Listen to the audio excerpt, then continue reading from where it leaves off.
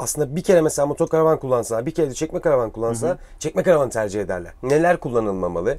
Güneş paneli sisteminden bağımsız bir şekilde karavanın kendi elektrik sistemiyle alakalı. İşte 3000 watt invertör koyayım, tost makinesi çalıştırayım. Konu o değil. En büyük problem budur yani karavanlarda. Su alır karavanlar. Hele ki kompozitse 4 parça ekleme oluyor kompozitler. Merhaba, ben Kerem Çilli. Bu videomuzda size Karavan Yapı Market'ten, Pendik'ten sesleniyorum.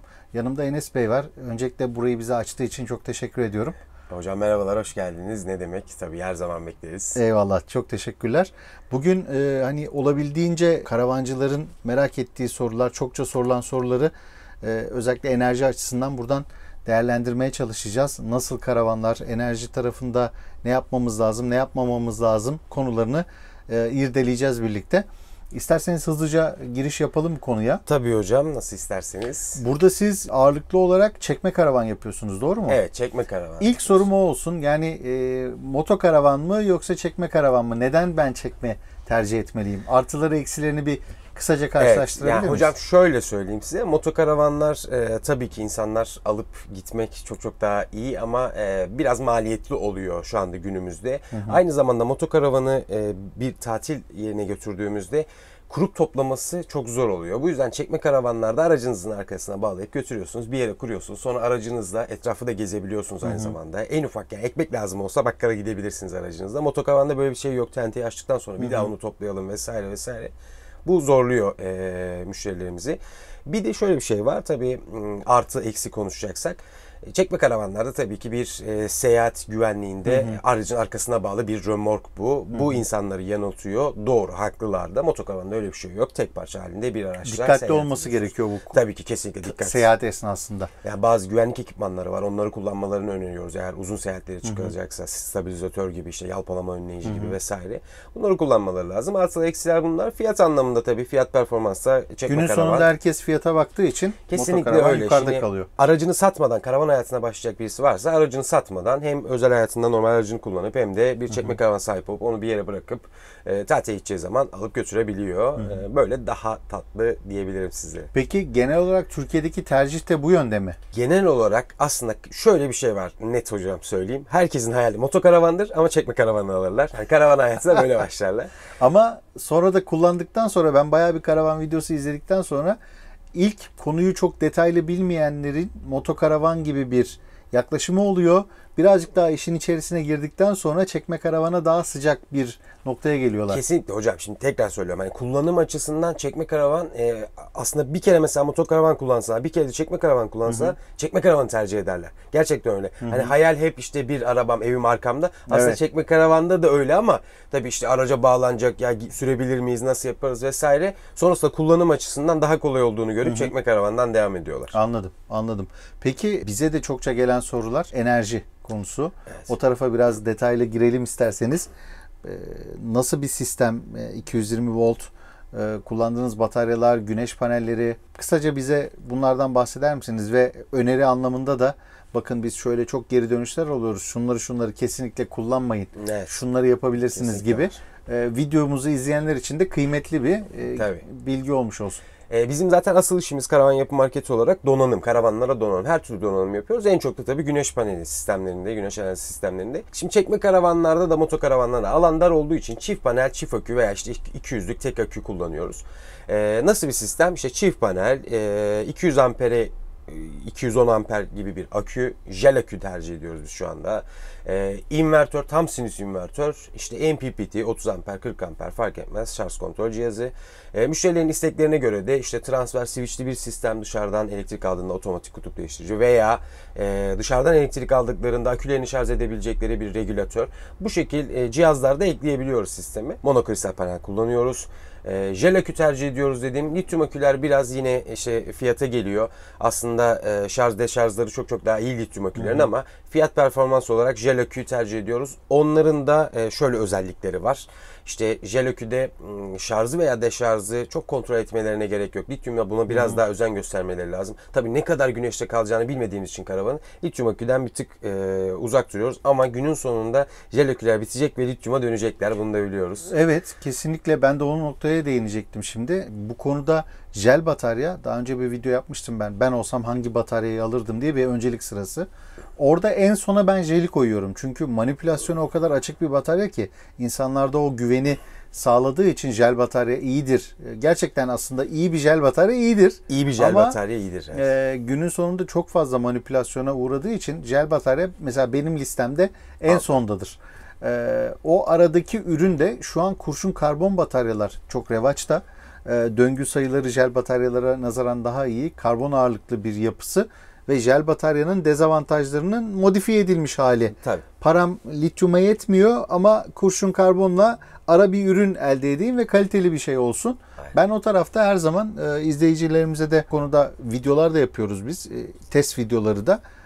Kurşun karbon konusuna detaylıca bakmalarını özellikle önereceğim. Kesinlikle. Şöyle bir algı var işte yani şimdi kurşun karbon tam dediğiniz gibi tam arada kalan bir ürün. Ya lityum ya jel gibi tercih ediliyor şu anda. Evet. Gerçekten araştırıyor da karavan severler yani bir sistem alacağız ama iyi araştırıyorlar geliyorlar. Tekrar söylüyorum hani tabii 1000'in üzerinde cycle değerleri olan bir lityum batarya tabii ki iyi ama işte o şarjı kontrol edemediğimiz için aslında problem yaşıyoruz. O yüzden jel akü kullanıyoruz. Tabii ki o yavaş yavaş bir döngü şeklinde. Tabii. Herkes kullandıkça, memnun oldukça arkadaşına. Çünkü biz herhangi bir markanın ne kadar reklamını bile yapıyor olsak ki yapmıyoruz, bizim kanalımızda öyle bir durum var. Hiçbir zaman gidin şu markayı alın demeyiz. Bir karavancının kullandığı ve memnun olduğu bir markayı zaten arkadaşına, karavan çevresine, forumlarına, karavanlarla ilgili çok güzel forumlar var. Orada paylaşıyor oluyorlar ve bence çok daha etkili bir tecrübe paylaşımı oluyor, reklam oluyor. Ama akşamları da karanlıkta kalmamak oldukça önemli bir detay. Kesinlikle. Neler kullanılmamalıya girelim isterseniz birazcık. Neler kullanılmamalı? Şimdi şöyle karavanda bizim yaptığımız sistemlerde hani her yerde aslında öyle 220 volt aslında almak için bu güneş paneli sistemleri. Tabii buzdolapları çoğunlukla 220 volt işte prizlerle telefon şarj etmek istiyoruz. Bilgisayar şarj etmek istiyoruz. Veya bir televizyon çalıştırmak istiyoruz. Bunlarda hiçbir sıkıntı yok. Aslında biz yaptığımız sistemlere 7/24 garanti veriyoruz. Tabii ki bu kullanım doğru kullanımda. Ama neler kullanılmamalı? Güneş paneli sisteminden bağımsız bir şekilde karavanın kendi elektrik sistemiyle alakalı tost makinesi, işte kettle, kahve makinesi veya saç kurutma makinesi bu tarz cihazlar kullanılmamalı. Şimdi müşterilerimiz şöyle diyor bize ya işte wattına göre kullanmıyor muyuz yani invertör koyuyoruz işte 3000 watt invertör koyayım tost makinesi çalıştırayım. Konu o değil. Konu tamamen işte karavanın dış aksamında yanlarından veya üstünden kablolar geçer. Bunların tabii bir ısınma problemleri oluyor. O yüzden bu çap yetmeyeceği için veya işte müşterilerimizin sağlığıyla alakalı bunları önermiyoruz. İşte marin kablo da kullansak marin kablo hani suyla alakalı sonuçta elektrik değil. Benim daha çok sorum şey özelinde. Yani güneş enerjisi ve bataryalı bir sistem kullandığımız için biz bununla beraber işte kettle'da kahve yapalım, saçımızı kurutalım, şofben bağlayalım, duş alalım. Yani bu sistemin aslında buna uygun olmadığını, kişiye özel tasarlansa bile çatı alanı limitli olduğu için bizim de konforumuzdan biraz feragat etmemiz gerektiğine vurgulayalım istedim. Kesinlikle öyle. Yani tam olarak ben de onu anlatmaya çalışıyorum aslında. Size 220 voltta telefon, bilgisayar, işte buzdolabı 7/24 çalıştırır bunlar. Hiçbir sıkıntı yok. Aydınlatmanız 7/24 çalışacak. Bunda da sıkıntı yok ama bu yüksek wattlı cihazları, anlık enerjiyi yüksek tüketen cihazları karavan kendi elektrik tesisatı ile alakalı kullanmamalarını söylüyoruz. Yoksa ne yaparsak yapalım bir ev elektriği değil, nihayetinde bir topraklaması yok. O yüzden bazı konforumuzdan fedakarlık etmek zorundayız. Anladım. Bu tarz sorular çokça geliyor bize. Ben karavan aldım, işte zaten 220 volt var. Sanki evdeki 220'ymiş gibi bir kullanım algısı da oluşuyor. Aslında karavanlarda tabii ki konforumuzun iyi olmasını isteriz ama elektriksel bazda da onların günün sonunda bir güç tüketimi oluyor. O güç tüketimini çok fazla yukarıda tutmamamız gerekiyor ki bataryalarımızın ömrüne de olumlu bir şekilde katkı sunsun. Evet. Bataryalarımızı sonuna kadar kullanmak gibi de bir yanlış algımız da söz konusu. Doğru. Onun da değişmesi gerekiyor. Yani şöyle bataryaları takip etmek gerekiyor. Yani tam dip yaptırmamamız lazım hiçbir zaman akümüze. Bunun önüne geçmemiz lazım. Kullanımı tam dibe geliyorsa sınırlamamız lazım. Bazen öyle şeyler yaşıyoruz ki tam dip yaptığında 3-4 güneşli günde tekrar kendine geliyor. Akü toparlıyor. Balans yaptırmamak için bunlara dikkat etmek lazım. Peki bununla alakalı geri dönüşler, olumsuz geri dönüşler. Mesela işte sistemi kurmuş ama fark etmemiş ya da bilinçli olarak işte kettle takmış, saç kurutma takmış. Batarya ile ilgili sıkıntılar böyle çok kısa sürelerde. Bir de insanların aklında şöyle bir algı var. Ben bataryayı aldım, minimum 2 sene garantisi var. Halbuki sizin kullanımınız çok agresifse, çok zorlarsanız o sistemi, batarya üreticisi size bu ürün 2 yıl garantili, al sana yenisi diye böyle çok sıcak yaklaşmayacaktır. Tabii. Yani bu detaylar, böyle örnekler varsa da onları da duymak isteriz. Şimdi asıl konu zaten şu: müşterilere bunu anlatabilmekte. Müşterilerin kullanımını dinleyebilmekte. Şimdi bazen müşterilerimiz bize geliyor, şunları kullanacağım, şunları kullanacağım. Ev hayatı, abi yok, hayır, öyle değil. Bu bizim sana söylediğimiz şekilde kullanılırsa bunun garantisi var. Bizim sana söylediğimiz şekilde kullanırsan 2 yıl boyunca hiç bana gelmeyeceksin bir daha geri, bir problem yaşamayacaksın. Bunu net anlatmak önemli olan. Bugüne kadar biz bir problem yaşamadık. Çünkü müşterilerimizi net bir şekilde uyarıyoruz bu konularda. İyi anlatıyoruz. Aşağı yukarı 1 saat sadece güneş paneli üzerinde müşterilerimize konuşuyoruz. Yani şunu yapabilirsiniz, şunu yapabilirsiniz. Şu olursa bu olur. Kullanımları tabii bilinçli kullanmaları lazım. Hani gündüz işte bütün elektrik tesisatını hani aslında gündüz yüklenmek lazım buna ki güneş bataryadan düşen her seviyeye kadar güneş tekrar o seviyeyi yerine getirsin. Hava karardıktan sonra kullanacağınız her elektrik sabah 7'ye kadar o seviyede kalacak. Tekrar yükselmeyecek. Buna dikkat etmeleri lazım. Kullanımlarını bu şekilde kendileri sınırlamaları lazım. Mesela ocak kullanımı, işte karavanı kışın ısıtma konusu direkt solardan bence yapılmaması gereken konuların başında geliyor.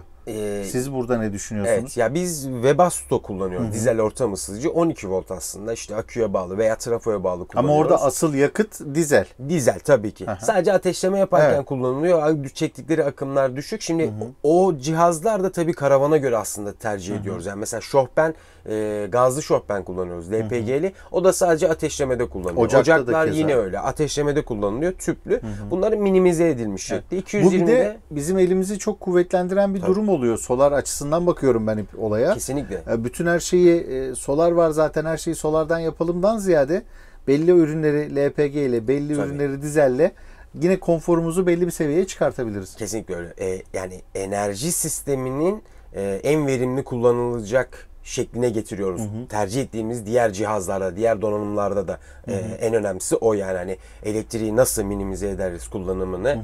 İşte müşterimiz bir sıkıntı yaşamaz. Hava karardıktan sonra elektriksiz kalmaz. Buna önem veriyoruz. Buzdolaplarının zaten hani çektiği enerjiler, işte kilovatları belli. O yüzden 220 volt buzdolaplarını 7/24 kullanabiliyorlar. 7/24 aydınlatmalarını kullanabiliyorlar. Ki 12 volt aydınlatmayı aslında öneriyoruz. Yani şu anda herhangi bir dönüşüme de maruz kalmadan direkt bataryadan 12 voltla çok rahat yapılabilir. Aynen öyle. Ek bir cihaz kullanılmamış oluyor. İnvertör konusu mesela bize çok geliyor. O konuda söyleyebilirim. Akıllı invertör tercih etmiyoruz biz karavanlarda. Onu soracaktım. İyi oldu söylediğiniz. Doğrudur. Şimdi aklıma geldi konuşurken. Akıllı invertör hem ses konusu hem de şimdi akıllı invertörün içerisinde bir regülatör, bir MPPT ve bir de invertör görevi gören bir çevirici var. Aynı cihazın içerisinde. Bunu ben şeye benzetiyorum, işte 4 mevsim lastiğe, yani her görevi yapıyor ama doğru mu yapıyor? Hayır. Karavanlarda, küçük kullanım alanlarında, çift panellerde doğru yapmıyorlar. O yüzden tam sinüs invertör kullanıyoruz. Dalgalarının tam enerjiyi vermesi için. İşte MPPT ayrı cihaz kullanıyoruz. Bir enerji kaybı yaşamamak için. Regülatörü yine ayrı kullanıyoruz. Sonuçta işte aküyü doğru bir şekilde doldursun istiyoruz. Akü dolduğunda kessin elektriği istiyoruz. Yani aküyü fazla şişirmesin istiyoruz. Çünkü hem panelden bir enerji geliyor hem dışarıdan bir enerji geliyor. Aküyü şoklamamak gerekiyor. Bunların önüne geçmek için işte tam sinüs invertör, bir tek onu kullanıyoruz. Bu şekilde. Anladım. Çok teşekkür ederim bilgiler için. Faydalı oldu. Umarım izleyenler için de faydalı olmuştur. Evet. Çünkü işin enerji tarafı oldukça önemli. Bataryalar, inverter tarafı, panel tarafı. Teknoloji geliştikçe aynı alanda daha fazla elektrik üretebiliyor olacağız. Ama panel teknolojileri maalesef birazcık yavaş ilerliyor. Ama iyi haber, batarya teknolojileri çok güzel, hızlı bir ilerleme sağlıyor. Evet. O anlamda ben yakın gelecekte 3-5 yıl içerisinde zaten jel batarya kavramından bir an evvel çıkacağımızı düşünüyorum. Aynen. Çünkü maalesef çok bizi geri dönüşler, ben hiç ürün satmadığım halde sadece içerik ürettiğimiz için insanlar bu konuda geri dönüşlerini bize yapıyorlar, sağ olsunlar. Biz de anlatmaya çalışıyoruz. Dış ses olarak benim birkaç tane sorum olacak. Mesela çekme karavanlarda sarsıntı söz konusu. Yolda giderken farklı alanlarda. Evet. Bu sarsıntılara karşı bir önlem alınıyor mu? Güneş panelleri bu sarsıntılardan etkileniyor mu? Diğer cihazlar da aynı şekilde. etkileniyor mu? Sadece güneş paneli değil, diğer cihazlar da elektronik ve içinde bir sürü devre olan cihazlar. Tabii ki bunlara önlem alıyoruz. Şöyle, plastik montaj aparatı asla kullanmıyoruz. Bütün kullandığımız montaj aparatları alüminyum, sert malzeme ve dayanıklı malzeme. Ekstra da montaj baraketleri kullanıyoruz. Her cihazı montajlarken sağlıklı bir montajla bunun önüne geçmiş oluyoruz. Teşekkür ederim. Bir diğer sorum, inverter, aküler ve bu güneş panelleri çekme karavana ne kadar yük bindiriyor? Bu çekme karavanın dinamiğini etkiliyor mu? Evet, şöyle en mantıklı noktalara biz bunun montajını yapıyoruz. İşte buzdolabı, banyo bu taraftaysa ağırlık, o taraftaysa bu tarafa Eşitlemeye montajını. çalışıyorsunuz. Aynen öyle. Ama kilo olarak şöyle söyleyeyim size, bir 75 kilo falan ekstrası var karavanın boş halinden. Güneş paneli gelince bir 75 kilogram daha ekleniyor üzerine. Peki bu sistemler ne kadar sürede kurulabiliyor, güneş enerji sistemleri? Çok uzun süreler mi bekleyeceğiz? Evet, şöyle, hayır aslında çok uzun süre değil. Yani nasıl diyeyim size, 1,5-2 saatte de güneş paneli sistemi kurulabilir. Ama biz bir gün harcıyoruz. Çünkü her kablo bizim için nizami ilerlemeli. Panel için doğru işte mıknatısla tek tek profilleri yukarıda bulup onlara montaj edilmeli. Çünkü çok uçan panel var. İşte yolculuk esnasında kopan paneller var. Ki karavanın da sonuçta üstü esneyen bir malzeme. Onun tam oturtmamız lazım ki bir esneme yaşanmasın. Bizimki dediğim gibi yani bir gün sürüyor. Biz özellikle bunu bir gün yapıyoruz. Testlerini yapıyoruz. Karavanı dışarı çıkartıyoruz. Hem akşam aldığımız voltaja bakıyoruz hem de güneşte aldığımız voltaja bakıyoruz. O yüzden bizimki bir gün sürüyor. Peki güneş panelleri yukarı konduktan sonra bir sızma gibi, su sızması gibi sorunlarla karşılaşıyor musunuz? Yani tabii ki şimdi şöyle, biz yaptığımız işlerde hiç karşılaşmadık ama böyle gelen müşterimiz çok var bize. Hani karavan yapı markete işte güneş paneli taktırdım, karavanım su oluyor. Karavanda da şöyle bir şey var. Su yürür yani. Gerçekten karavanda yürür. Şuradaki delik buradan su akıtır. Öyle bir problem var. Paneller atılırken net söylüyorum. Hani o profiller, yukarıdaki profilleri bulunması lazım ve doğru silikonlama işleminin yapılması lazım. Sadece vidayı silikon değdirip vida atıyorlar. Bunlar olmamalı. Bol silikonla, sonrasında o taşan silikonların kesilmesiyle işte yarın öbür gün güneşten o zarar görüyor sonuçta silikon ve silikon bakımlarının yılda bir kez mutlaka yapılması gerekiyor. Teşekkür ederim. Ben Aslında teşekkür basit bir iş olmadığını burada görüyoruz. Yani ne olacak ki 2 tane paneli bağladık, işte inverteri bağladık, aküyü bağladık. Bizde her şey böyle basite indirgeme modu olduğu için ülkemizde. O yüzden ince detaylar aslında sonucu belirliyor. Tabii ki.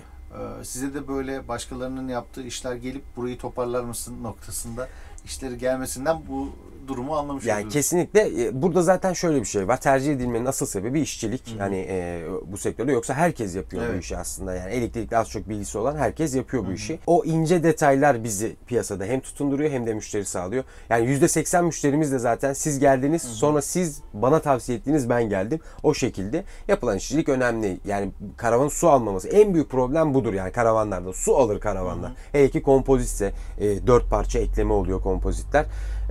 Esnemeden dolayı alıyor bu suyu. Bunu esnetmeyecek şekilde yani o profilleri bulup profil aralıklarını mıknatısla tek tek tespit edip ondan sonra o paneli yerleştirmek gerekiyor. Onu da yaptıktan sonra zaten bir sıkıntı yaşanmıyor aslında. Çok teşekkürler vermiş olduğunuz bilgiler Tekrar için. ben teşekkür ederim. Batarya teknolojisi özetle çok hızlı ilerliyor. Panel için bu kadar alanda daha fazla enerji için birazcık daha zamana ihtiyacımız var ama şu anki yaptığımızın 2 katı enerjiyi bize sağlayabilecek paneller. Biz de mutluyuz. Organik hücreler, perovskit hücreler, bunlar tabi deneme aşamasında, test aşamasında olan şeyler ama oyun değiştirici özellikli malzemeler olacak. Evet. Hatta ilerleyen dönemlerde arabanın dış cephesine boya yapacağız ve o boya elektrik üretiyor olacak yani. Oraya doğru gideceğiz ama o yavaş ilerliyor. Kötü haber bu. Evet. İyi haber, batarya teknolojisi çok iyi, hızlı ilerliyor. O anlamda depolama ihtiyacımızı çok güzel karşılıyor olacağız. Ben çok teşekkür ediyorum size. Ben teşekkür Bu ederim. ortamı bize sağladığınız için, bu çekimleri yapmamıza vesile olduğunuz için. Ne demek, her zaman Umarım bekleriz. izleyenler için de Evet. faydalı olmuştur. Çok sağ olun. Kendinize iyi bakın. Görüşmek üzere diyelim. Sağ olun. Bir sonraki videomuzda görüşmek üzere.